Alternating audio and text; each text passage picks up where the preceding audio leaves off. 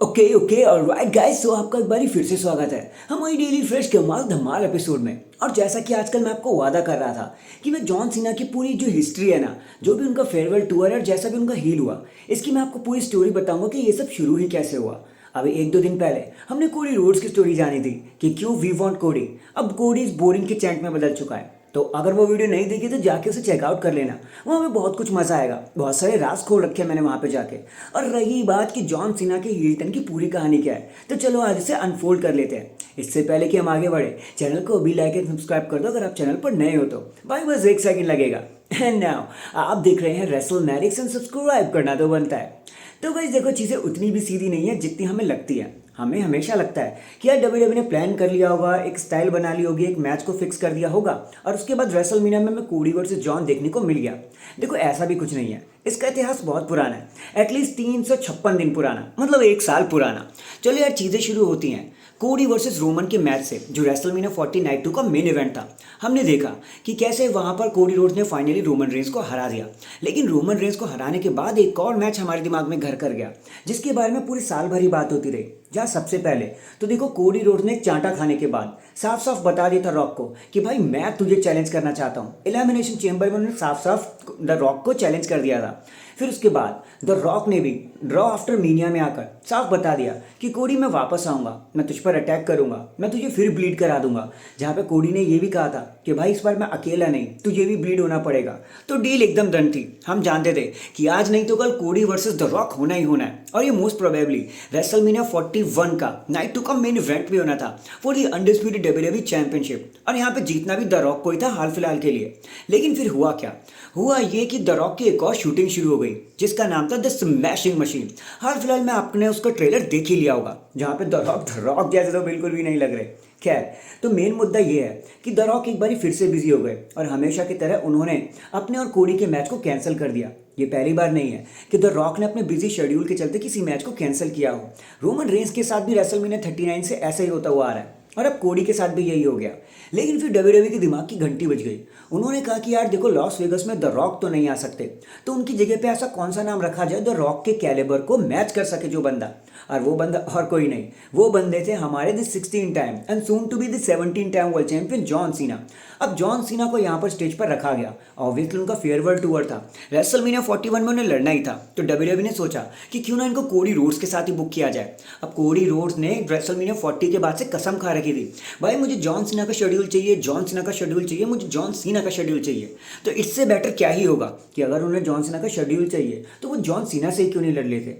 WWE ने ये सब फिक्स किया, लेकिन फिर भी बात कहीं ना कहीं मैच नहीं हो रही थी। इसलिए नवंबर आते आते नवंबर 2024, अच्छा मैं आपको ये भी बता दूं, बैड ब्लड तक भी डब्ल्यूडब्ल्यूई यही सोच रही थी कि कैसे भी करके द रॉक को कोडी रोड्स के साथ फिक्स कर दिया जाए। इसलिए तो द रॉक ने वहां पे रिटर्न किया था, लेकिन फिर भी बात नहीं बन पाई। अल्टीमेटली जब द रॉक कैंसिल हो गए तो नवंबर 2024 में डब्ल्यूडब्ल्यूई ने फाइनली प्लान कर लिया कि जॉन सीना हील बनेंगे, वो कोडी रोड्स के साथ लड़ेंगे एट रेसलमेनिया 41 का मेन इवेंट। लेकिन फिर भी बात नहीं बन रही थी, क्योंकि जॉन सीना भी फेस थे, कोडी रोड्स भी फेस थे। तो भाई क्या किया जाए? तो डब्ल्यूडब्ल्यूई ने एक अल्टीमेटली एस ऑफ स्पेड फेंका। उन्होंने बोला कि भाई हम 2007-8 से यही सोचे जा रहे हैं कि जॉन सीना हील होगा, हील होगा, हील होगा, हील होगा, और क्योंकि उसके करियर का आखिरी साल भी है तो क्यों ना उन्हें हील बनवा ही दिया जाए। और इसीलिए जॉन सीना का हील होना इतना ज़्यादा परफेक्ट सा लगा।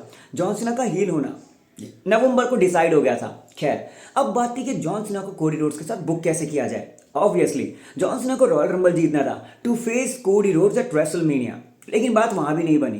डब्ल्यूडब्ल्यूई को पहले से ही समझ आ गया था कि सारी की सारी audience CM Punk and John Cena के पीछे ही हैंग करके बैठी है कि भाई इन लोगों ने रॉयल रंबल को जीतना है। अब डब्ल्यूडब्ल्यूई को कैसे भी करके ये प्रेडिक्शन तोड़नी थी, इसलिए उन्होंने जॉन सीना को हरवा दिया। उनको मेन इवेंट मतलब रॉयल रंबल के, वो क्या बोलते हैं आप उसे, वो लास्ट में जो होता है ना, रनर अप के तौर पर लेके गए, लेकिन उन्हें जिताया नहीं, जिता दिया जे उसो को। इससे डब्ल्यूडब्ल्यूई का क्या हुआ? जॉन सीना तो अपनी जगह पर ही रहे, लेकिन वो जो प्रिडिक्शन थी ना जो रॉयल रंबल के लिए हो रही थी, वो कहीं ना कहीं क्रैक हो गई, सब गलत साबित हो गए। फिर हम चलते हैं भाई एलिमिनेशन चेंबर की तरफ, जहाँ डब्ल्यूडब्ल्यूई अपना मेनली प्लान बना रखा था। सब कुछ प्लान के हिसाब से ही हुआ। जॉन सीना ने अपना हील टर्न भी किया, द रॉक के साथ हाथ मिलाया, और फाइनली हमें जॉन सीना का एक मच अवेटेड हील टर्न देखने को मिला एलिमिनेशन चेंबर में। वैसे कहा तो ये भी जा रहा है कि भाई द कोडी रोड्स, मतलब एक स्टोरी लाइन भी ये थी जहाँ कोडी रोड्स द रॉक के साथ हाथ ही मिला लेते, कोडी रोड्स चीटर बन जाते। लेकिन क्योंकि बात रेसलमेनिया 41 की थी तो WWE स्टेज पर गई नहीं। ये सिर्फ एक रूमर है, सच भी हो सकता है, लेकिन मेरा काम था आपको बताना। तो फिर कुछ इस तरह जॉन सीना का जो हील टर्न है वो पूरी तरीके से बुक किया गया। फिर हमने क्या देखा, जॉन सीना के हील टर्न के बाद हमने Cody Rhodes and John Cena के बीच में बहुत सारे सेगमेंट्स देखे, जहां पर अल्टीमेटली जॉन सीना ने चीप शॉट लगाने की कोशिश करी कोडी रोड्स को। कोडी रोड्स उससे बचे और उन्होंने मंडे नाइट रॉ पे जॉन सीना को क्रॉस रोड लगा दिया। जहां भी जॉन सीना जा रहे थे, जिस भी अरीना में, उनको यू सक के चैंट मिल रहे थे, यू कैंट रेसल के चैंट मिल रहे थे। सारी ऑडियंस कोडी रोड्स के साथ ही हो गई थी। जहां सब लोग कोडी को बोरिंग बोल रहे थे, एक बार फिर से सबने कोडी को पसंद करना शुरू कर दिया।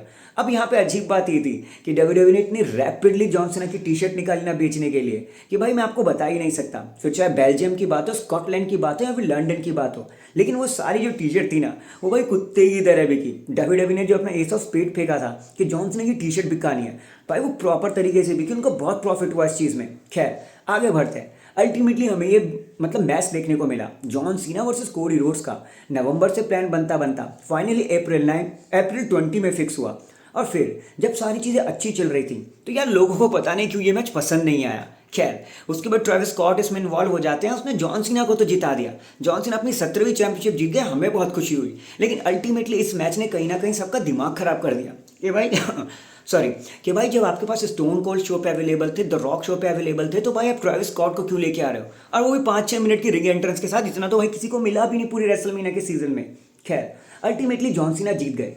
फिर उसके बाद एक और चीज़ सामने आ गई कि चलो जॉन सीना का फेयरवेल टूर समझ में आता है, ठीक है। और WWE ने काफ़ी ज़्यादा प्लान्स भी बना रखे जॉन सीना के लिए, जैसे जॉन सीना वर्सेस रेंडी ऑर्टन पहले से ही डन डील थी, जॉन सीना वर्सेस CM पंक एट समर स्लैम, फिर John Cena versus Cody Rhodes एक बार फिर होगा, जहाँ पे कोडी रोड्स जॉन सीना को हरा के टाइटल ले लेंगे, और फाइनली जॉन सीना अपने फेयरवेल टूर को एंड कर लेंगे और कह देंगे कि भाई मैं फिर से फेस हो चुका हूँ। खैर इसके बाद WWE ने सारी चीज़ें सेट करी, लेकिन फिर भी हमें जॉन सीना का हील टर्न उतना ज़्यादा बैंगर क्यों नहीं लग रहा।